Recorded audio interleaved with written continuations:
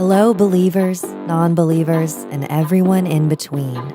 You're listening to Stories with Saphire. I am Saphire Sandalo. Now get cozy and open your mind because it's story time.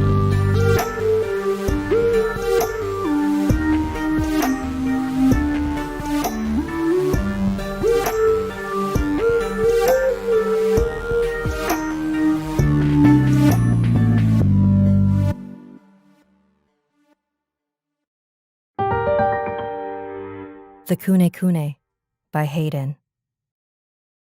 One hot summer day in Japan, I was visiting my grandparents' house for a family reunion, along with my parents, my older brother, and my two older sisters.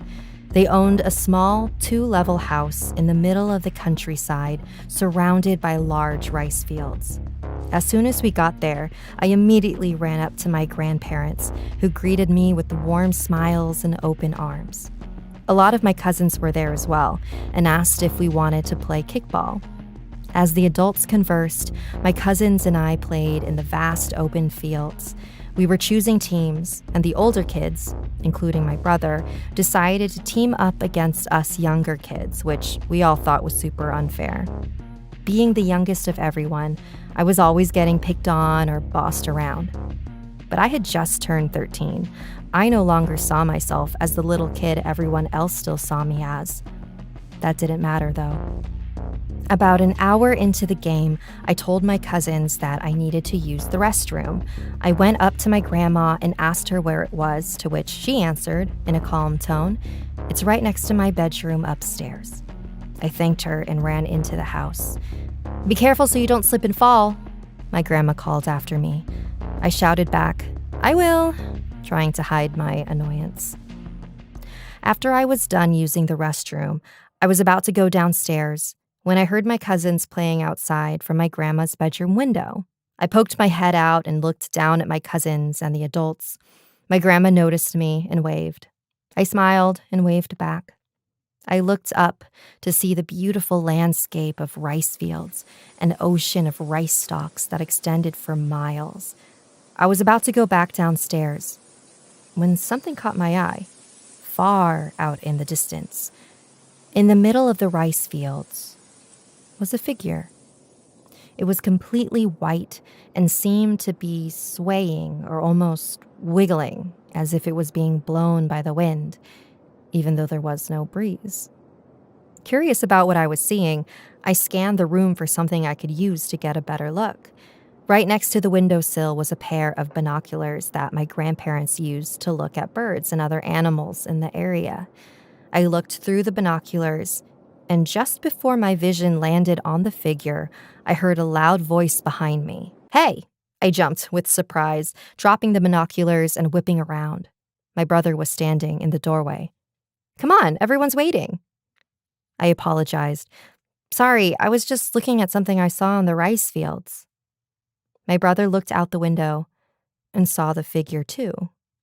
It was still swaying, bending, and contorting its body parts in a way that no human should be able to do.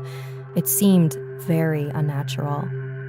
My brother snatched the binoculars out of my hands and looked through them at the creature.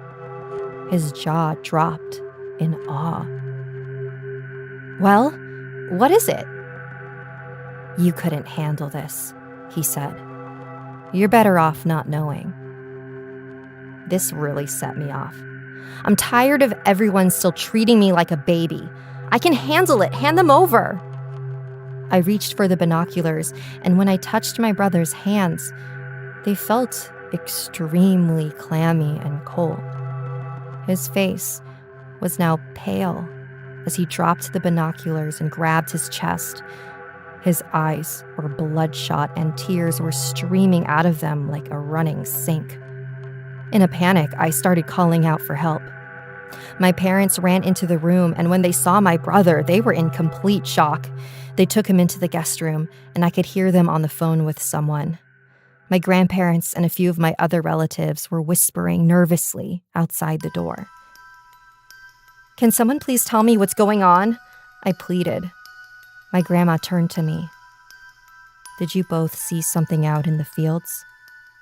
"Something Wiggling? I nodded. She took a deep breath, knelt to my height, and said, "You're a big kid now, right?" I nodded, even more profusely. She continued, "I want you to listen to me very carefully. I believe what you and your brother saw was a kune-kune. They are completely white spirits that appear in open fields. Looking directly at them will drive you to madness." A shiver ran down my spine. Just then, I could hear my brother laughing maniacally from inside the guest room and running around the room. "So what's going to happen to him? Is he going to be okay?" I could hear my brother slamming his body into the walls, laughing and screaming as he did. I continued to plead with my grandma, snot and tears pouring out of my face as I tugged relentlessly on her shirt. "Grandma, tell me he's going to be okay." My grandmother brushed my hands off of her, stood back up, and said, "You're better off not knowing."